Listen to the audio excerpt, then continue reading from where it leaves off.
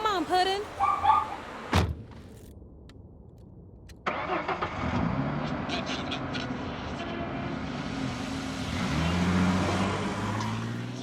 You're tuning in to Chatting with Charity. What's up, you guys, and welcome to another ride of Chatting with Charity. So, if you're listening to this on the podcast platforms of iTunes or Spotify, then you might not know that we are riding live. This episode is so special to me and so important that I wanted to take the opportunity to give it to you the way that I know I need to give it to you, which is super personal, super present, and just all the vibe. So welcome to our first live podcast. Now, I said I wasn't going to do live podcasts because I feel like it's really hard to be transparent when you're listening to yourself, seeing yourself, and it just becomes a whole process. But I knew for this particular ride, it was important that I gave you all of me because this topic matters. What we're going to be talking about today is the in-depth story of who Charity is and why this matters, because I know in my initial first ride I did share some things with you guys, but I feel like the challenges that I've experienced in life are so fundamental to who I am and how I am able to wake up and fight every single day. And when I see some of my riders and my friends who join us all the time, I see the same fight in you, and I want to take the opportunity to show you what it looks like when you overcome challenges in your life and when you stop going against adversity and allowing adversity to propel you forward. See, my story is a little bit weird because I stand here before you as what I call a grown orphan, but I lost my mother and my father by the age of 24. And what that did for me was make me realize that at this point in my life, I was going to have to figure out who I was with my own identity and my own passions and my own desires. And I had freedom. I had access to money. I had choices to travel. I had very many resources available to me to start a whole new life. And I ended up getting this life. So it's funny when they say that, no one knows the plans that I have for you, because that is a true statement. I never knew that I was going to be in healthcare. I never knew that I was going to still be in Maryland, and I never knew I was still going to be single with no children, okay? I really honestly thought that I was going to be living a dream world and just be wealthy and be the new Wendy Williams, and my life kind of went in a completely different track. Am I so concerned about that now? No, because I understand that in life, it's not about the successes that you make, but it's about how those successes transform you. I am the person that I want to be for my future family, for my future friends, for my future neighbors, and for my community. And I could have only gotten here by going through all the things that I went through. So I want to take a backtrack road to when I was younger. Now, funny enough, I was thinking the other day when I saw Jacob say he remembered something from 2-year-olds. And I said, how did he remember 2-year-old? I can't even remember past 8. So before 8, well, not past 8, before 8, I couldn't remember my life like that because I experienced a huge traumatic event that shifted my thinking, and I went from a child to an adult, but I was still in a child's body. And I lived the rest of my life from 8 years old to now 29 being an adult. And I don't know how to identify with children, which is probably why I love children so much, because there's so much freedom that children get to experience that I was completely robbed of. So what happened to me when I was younger is that I was molested. And I say that just like it's nothing, but it is something, because it took me up until 25 to realize that although I had dealt with that issue and I had the opportunity to face my, abuser, and I had the opportunity to go to court, and I had the opportunity to try to fight it, I just didn't think that it had a long-lasting impact and impression on me, and it did. And, to undo some of the burdens that you experience as a child is hard, because children can't see past what they're feeling. So it's made me a very, very emotional person. I am very empathetic because I understand what it is to have to understand life before even experiencing life. So when that moment happened to me, I don't know how to explain it. I kind of just developed an internal compass. Like there was like something inside of me that said, Charity, like, you got to grow up. You got to be strong. You got to fight for yourself now. And ever since 8, I've been fighting all my life. So now that I'm here at 29, I sit back and I'm like, yo, Charity, you can give that little girl a break. What's up, you guys? So we kind of messed up because your girl done forgot to hit record. So we are riding right now, but you're going to have to go back to the Instagram channel of Chatting with Charity and catch the beginning of this ride because it was bomb. And I'm not about to re-record it because I told y'all in 2021, we are just doing it. We're not looking for perfection. So I'm going to pick up where I left off and you are going to go and capture that beginning of the ride on that platform. And that's again on Instagram or YouTube on Chatting with Charity. So we're going to continue. And I am definitely hot underneath these lights. Muy caliente in 2021. All right, bam.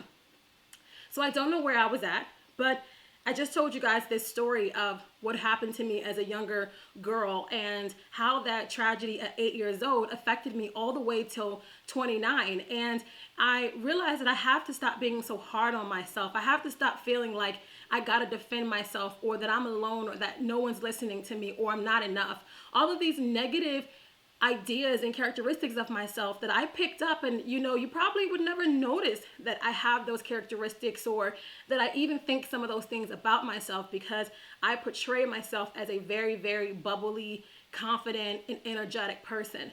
And while all of those things remain to be true, I can definitely have this moment of honesty and say that I used my confidence as a protection. I use my confidence as a border, and I use my confidence as a place to stop myself from being taken advantage of because of what I experienced as a little girl. And I feel like it was the joy inside of me that actually put me in that position. And it was my lovingness and my kindness and my genuine affection that put me in that position. And it made me want to just be so cold to the world. It made me want to control as much of what people saw about me so that if they saw a confident Charity, then they couldn't attack me. They couldn't try to come for me. So I built an attitude and I built a mouth. Anyone from high school knows me that I was quick to go to a 0 to 100 like very, very fast. And I feel like it just came or comes from that space of like, no one's going to defend me, and everywhere I look, there's a possibility for someone to try to manipulate me or take advantage of me. Now, I definitely had a lot more, challenges in my life where I started to realize that this fake confidence that I had built was still getting me in the same problems and challenges.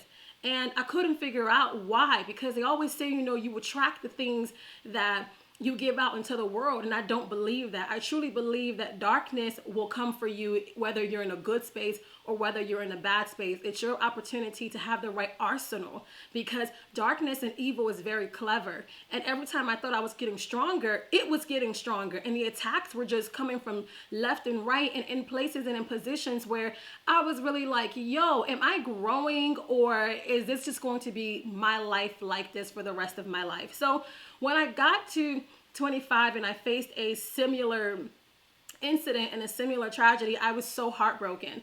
And can you imagine your mother passing away and then having to reface your youngest self without your mother? It was the most painful 5 years of my life, and I feel like I just suffered so many losses back to back to back to back to back. And one of the things that I struggle with when it comes to dating is that it's very easy for me to move on from situations or things that are painful to me, because I've lived my whole life learning to process a significant amount of pain very rapidly. And one of the easiest ways to get past grief is to just get past it and to just swallow it and move on. And it doesn't mean that you don't care about the people in your life, but it's just saying that I have a threshold of what I can handle. And, as I get older, I'm just giving myself permission to not have to constantly process this much pain, especially when it's unnecessary. It's unnecessary to constantly feel like the people around you aren't sensitive to what has happened to you in your life or to your story. And that's why I'm sharing this ride, because I feel like when we don't tell our stories to people, then we don't create the proper boundaries. People need boundaries on how to deal with us. There are certain things that are red flags and things that make us tick and inner things that make us want to combust on people, and we end up looking crazy. Oh, that person doesn't know how to control their emotions. No, it's just that you crossed over into a space in my life that's very vulnerable, and maybe because you don't know it, you're doing it unknowingly, but it's still affecting me and it's still bringing out a toxic trait in me. So I try my best to be vulnerable, because in truth, as painful as it is to admit things that have happened to us and things that are embarrassing to us, it still gives us freedom. And the one thing I can say in my life is that I am free as a bird, baby. Like, there is nothing that is bounding me down or holding me down. Like, I don't feel comfortable always telling my business or telling my feelings, but for sure I have freedom. I have genuine freedom to accept all that I've been through in my life.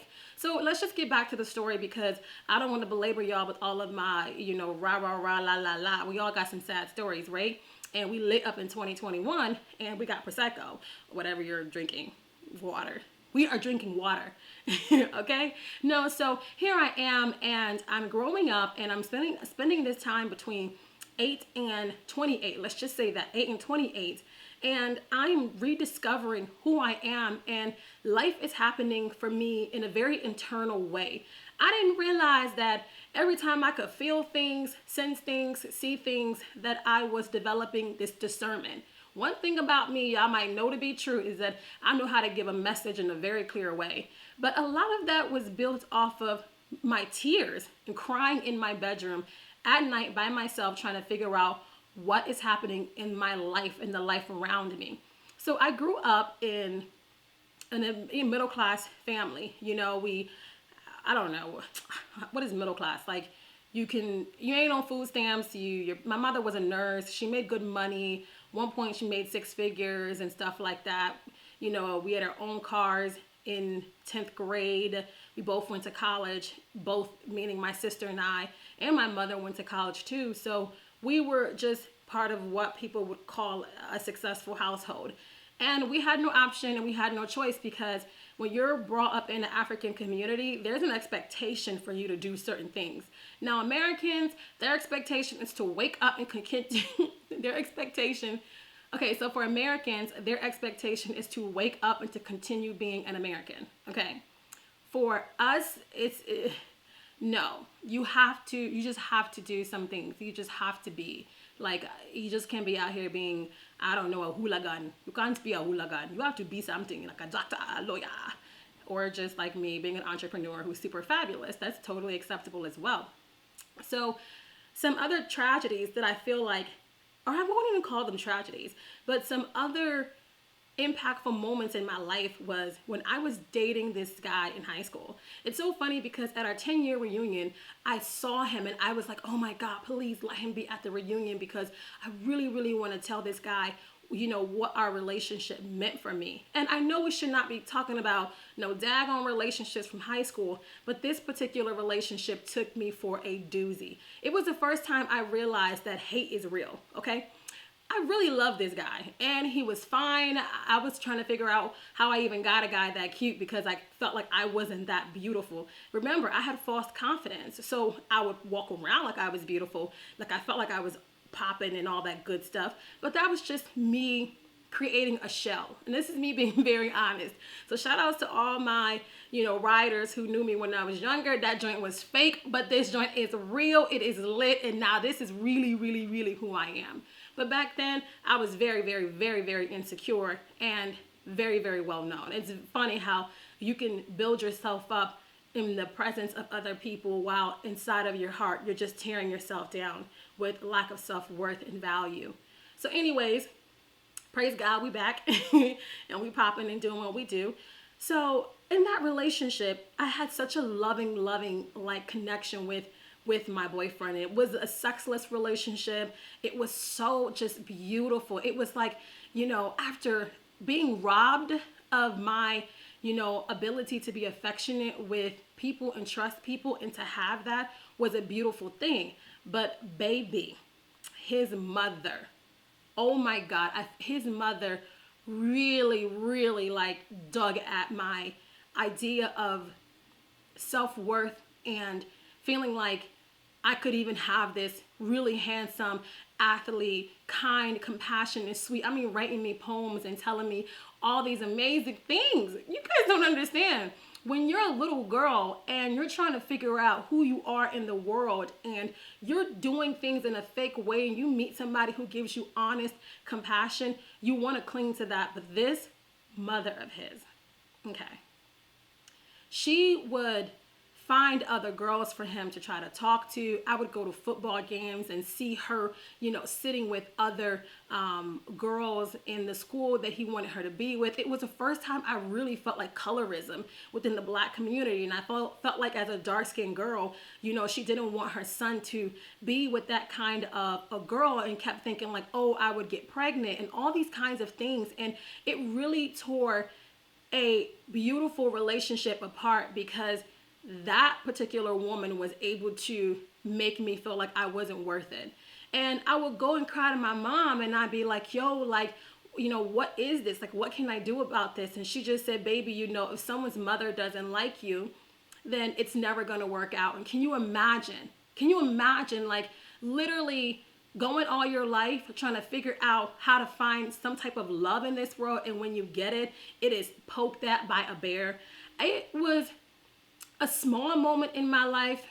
No, it wasn't small. It was like a good 2.5 to 3 years, but it really honestly started for me. Like it kind of impacted how I had relationships with men from then on. Just a lot of dysfunction and a lot of, feeling like I'm not enough. And it all stemmed from that relationship. Even though he himself was a wonderful person to me, I began in future relationships just anticipating that things would fail and not ever feeling like I would be enough or worthy. So it was always like this compounding effect of Charity, you're not enough, you what do you have to offer, and God would be on the back end like pumping me up, like, no, don't think that, don't believe that, don't see that I got great plans for you.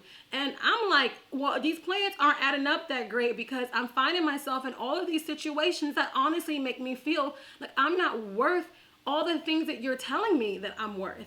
And I continue to live life and go through college and stuff like that. And at this time, like, my relationships with people in my family started to really become combative. And as you guys know, I have a sister and we don't speak to each other. And that is a touchy subject to me, because people always wonder, like, why is it that you guys aren't communicating? And the why doesn't necessarily matter. What matters is that I'm okay with it.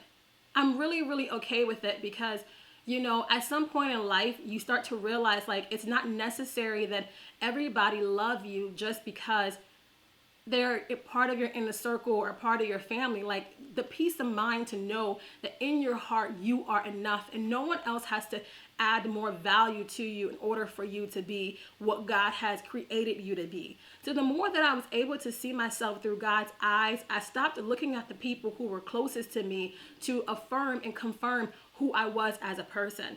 So I started shifting from like losing this idea of the Charity that I created that was safe and comfortable, and transitioning over to this super vulnerable, emotional Charity who I was extremely afraid would be torn down, because now people would really know how soft I am. I am soft, you guys. I am not a tough girl. I might come off tough. I might talk that rah, rah, rah, rah, rah, but I am not a rough girl. I am a very, very, I don't even know how to explain it. Everything about me is mushy gushy, romantic, loving, and just bubbly. You guys, this ride is happening live, so you can hear the traffic in the back. And I usually record my rides in the middle of the night because of this situation, but it's all right, y'all. Just pretend like we're on the highway right now and people are headed to, I don't even know where. So anyways, a lot of my relationships in my life made me feel unworthy of true affection and true relationships. And I just became an introvert, a real life introvert. And I processed all of my emotions internally. I lived my dreams, my thoughts, and my desires internally. And I just started to be like this girl in the movie I love called Princess, Little Princess. I believe that's what it called. And I would create this dream world in my head. And I would say, God, if only I could get to here and here, then I would be one step closer to having a family that could love me and having, siblings and sisters and friends and neighbors and people who thought that I was amazing and I thought they were amazing. And if only I could get here, then I could get this and that. And you guys, when my mother passed away, when I was 24, all my hopes and dreams that carried me to the point of 24 just vanished. I now felt like if I was ever close to true freedom in my life to be who I knew I am in the inside, it was not going to happen because now I had to hit the reset button. And that's where my relationship with my sister began to crumble. And, one thing I tell y'all about is these little funny money stories that I've had. And y'all, when my mother passed away, I came up on some coin. Okay, honey, I came up on some coin. And I was not prepared for how that coin was going to literally fall on my head, okay? I was not prepared for the responsibility of money. And I saw the true root of evil and how money can empower, propel, and fuel evil activity on a large scale. And I kept thinking like, bro, how did I get here? My little behind, all I'm praying for is a husband and a kid and a couple of businesses here and there. Ain't no rush, God. I didn't ask for this overnight. So I went from being, an employee, an executive assistant, to being a whole CEO, like with people who were waiting on me to make decisions in healthcare. And I wasn't even a nurse. I was like, wait a minute. Now, I know I've been here from the very beginning, but I don't know how to run an infrastructure. So this is where I started to feel again that I was not worthy or enough as an entrepreneur, yo. I was like, how did I get this title? I don't want this. Like, this is too soon. I was planning to move to Kenya and live a life of, I don't even know what, figuring out how I was going to be Wendy Williams in Kenya and how I was going to use my American personality to get me through some doors because people love to listen to an American speak. But I went from that to being in a office by myself, dealing with things that I literally was like, how? I don't even know who am I supposed to ask. My mother was the brains behind this machine. It wasn't me. I was just, a responsible servant. And I found myself feeling more and more and more worthless of everything in my life. I felt worthless of every single dime I had, so I gave it away. I felt worthless of my body, so I entertained negative relationships. I felt worthless of my spirituality because I couldn't do anything with it, so I turned away from God. I felt worthless as a CEO, so I didn't want to work. I was like, can I just take a year off? Can I just run away? I wanted to leave this life that I literally was forced to take responsibility of, but I did not choose, okay? So imagine being an 8-year-old little girl. Can't even remember the years before, but the ones you can remember, you felt like you weren't enough all your life, and now you having all these responsibilities, and you hadn't even built the spiritual competence to pioneer through this stuff. So I had to learn about who I was while I was going through the pits of hell, yo. I call that bad boy spiritual boot camp. You know what I'm saying? Where they say if you spare the rod, you spoil the child. The rod was hot. I'm telling you, I was in the furnace. And I didn't fall into a depression, but I was definitely in a very, very low point in my life when I realized that I didn't have any family around me. And the people who I had, they didn't have my back. My story wasn't important to them. What I was going through wasn't important to them. Nobody came to me and cared about anything I was going through. And I was dealing with month after month, tragedy after tragedy. I mean, just imagine the cops coming to drag you out of your own office space and tell you you don't belong there. Something that you inherited. You inherited and you are physically removed off that location and told you can never come back. And I sat and I was like, in what world? In what world is this even legal? In what world are people even allowed to do this? In what world is my own blood doing this to me? How worthless does this make me that even in my own inheritance, I have no place? That I'm just tossed off. Oh my God, I could cry. That I'm just tossed off to have to figure it out on my own. And I did. So I spent 5 years, So I spent 5 years like, you know what, God, if nobody wants me, I know you do. Because since I was a little girl, you always made sure that you reminded me that you have big plans for me. And I just had to continue to have faith in you that I would get to that final stage of my life where I could stand up and look at everything that I've been through and still be proud of all the work you did in me. Oh my God, you guys. I don't like to think about some of these things because it holds me accountable. And it reminds me of how even though it's been a short amount of time, a lot has happened. And I think that like when we don't go back in life and try to figure out where the narrative shifted and where things changed, we don't really see our growth and we don't see the power of what God has been doing in our life. And in my life, God has been strengthening the mess out of me.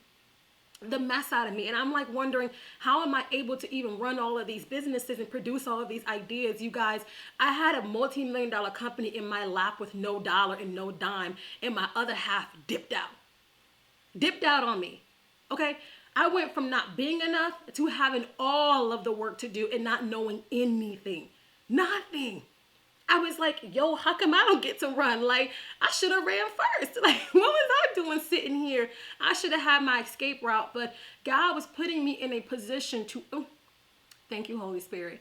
God was putting me in a position to run a multi-million-dollar company with no money to see how responsible I would be, to see what I would do with whatever I had. And I pulled my money out of my account to fuel and run that business. And I wasn't even sure if I was going to get it back. I went from zero to secure God's purpose and God's plan. And because of that, I promise you, money and we have a good relationship. Because now I know I'm not bound to it, and I know it's not negative and it's not evil, and that God supplies all of my needs. And I'm very, very thankful for the position that I'm in financially. But it's when you are humble and when you do good with what God has given you, He will give you your portion for you to enjoy. It's just like the child, let's read our Bibles better. But the king, the man, the leader who was like, hey, you know, I'm going to give you 1 gift, give you 5 gifts, give you 2 gifts. And, you know, everyone came back when he came back, everyone was like, hey, you know, here's what you gave me. I doubled it. But the guy with 1 gift didn't double it. He buried it because he was afraid. And I didn't let the fear of the unknown stop me. So I was able to go from having no money, running this business, to being able to run my very own home care agency with the seed of my own money, and it takes care of me, and it feels good, and the people love me, and there's no pressure. I went from a high pressured situation to being in a space where I can open multiple businesses at one time because they are running effortlessly. There are many ways to get to success, okay? Some people get to it and then they die because of it. And then there are others who just seem to look like it is an effortless process. And I believe that comes from you allowing God to use the business to develop you instead of you thinking you're developing a business. You're not.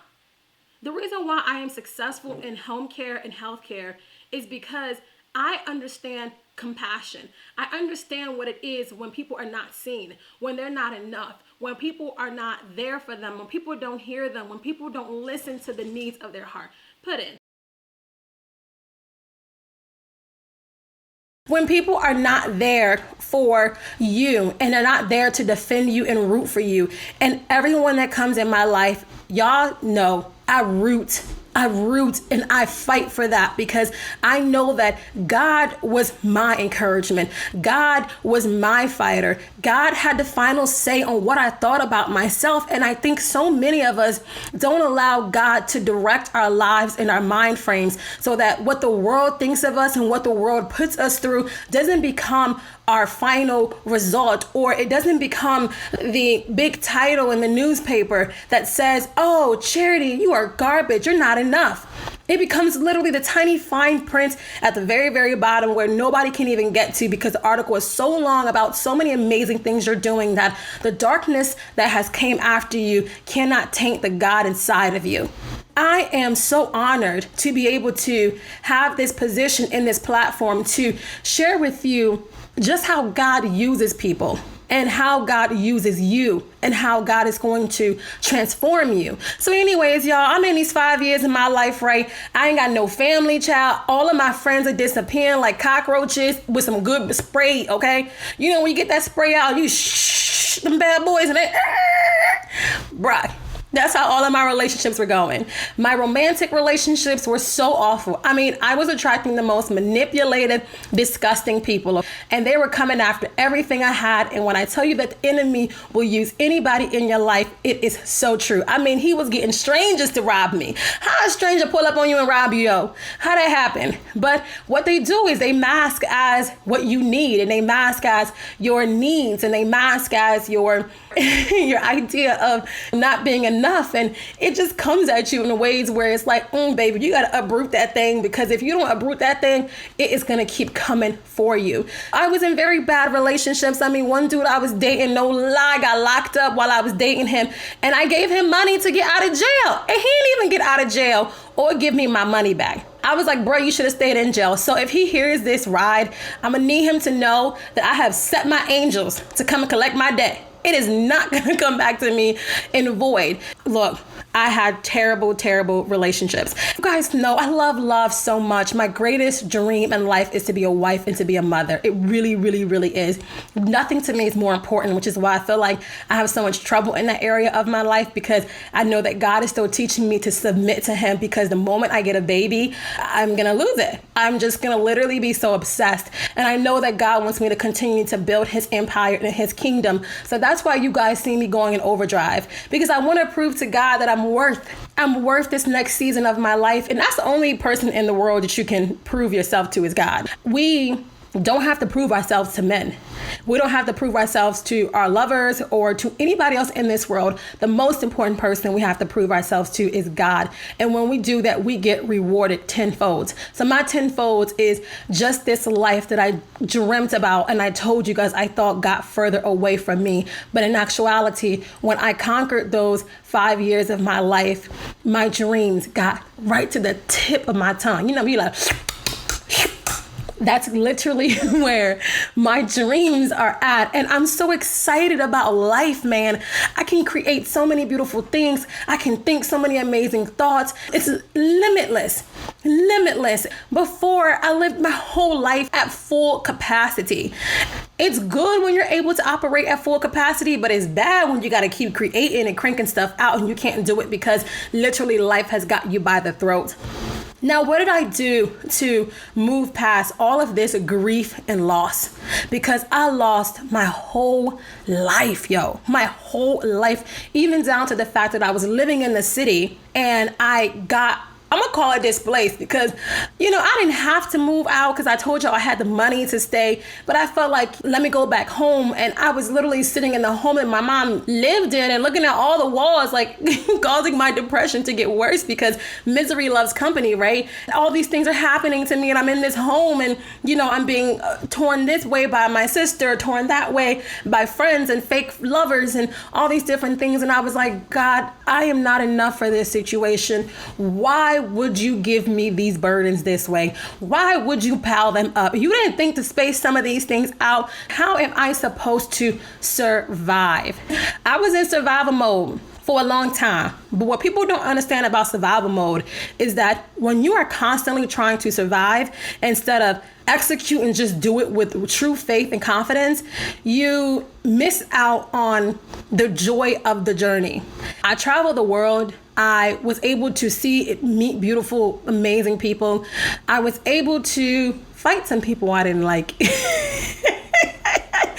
Glory to God, I'm glad I'm becoming a better person, but I was able to stand up for myself and knock some people out who was really trying to try me and think like just because I'm some mushy gushy charity that I wasn't gonna pop they behinds back. But I was very happy for the ability to do that, because sometimes we don't do it no more because we got things to lose. But when you don't got nothing to lose, listen, I felt good defending myself. Now I'm in a beautiful space, you guys. The death of my mother doesn't impact me the way it could have and should have, because I really thought that my life was over. Like, it was over. Like, what purpose did I have now that my mom was gone? Do I ever want a wedding? What's the point of having more money? Where do I live at, yo? I don't know where I belong. That's another thing, trying to find a home. I didn't have a home, you guys. You might not like your parents, you might not like your siblings, but at least people had homes. I had no home. It was like mind-blowing to me, and I was like, what did I do to deserve this life? And now I'm here. What I was getting is this moment of total freedom and total transparency, total purpose. I have all the resources in my life to make my life happen the way that God always told me it would be. I'm just happy. I'm so happy that I didn't give up. I'm so happy that I didn't believe the narrative that the enemy tried to tell me through any channel possible in my life. I submit this to you. In this season, you are enough. You have everything inside of you, and even the things that were negative to you, that were done to you, the things that, should have never happened to you, God is going to use those things. I do intend to be in a position where I can help people who have been through sexual abuse and not been able to overcome it. I can help people who have lost family members, like their mother and their father, at such a young age and feeling lost and not knowing how to go through it. I have learned to deal with persecution, public embarrassment for things you never did, and for people to tell you to your face in the courtroom that you are a liar and the things that happened to you never happened to you. I've been able to overcome those things. I wear those as badges of honor because now I understand why. I understand why God gave me those tasks, why he gave me those tasks at a rapid pace, and why I was able to flawlessly execute them. And it's because I leaned into God when I couldn't lean into myself. I trusted him when the world was just useless. I hope that this ride gives you, I don't even know what, because I didn't have a plan here. And I was like, God is telling me, like, really tell them the truth. Like, share your heart with them for real. Like, be vulnerable and continue to pour my story into the platform so that I'm not just giving advice, but I'm showing you guys how God is practically doing things in my life. I pray that you listen to this again, that you share this with people who you feel are trapped and stuck and need to be released from whatever burdens and embarrassments that they have accepted as theirs to carry for their life. We are in a beautiful season. God is going to show up miraculously. I love you so much, and I thank you for this ride. This is my truth, and I'm just Charity.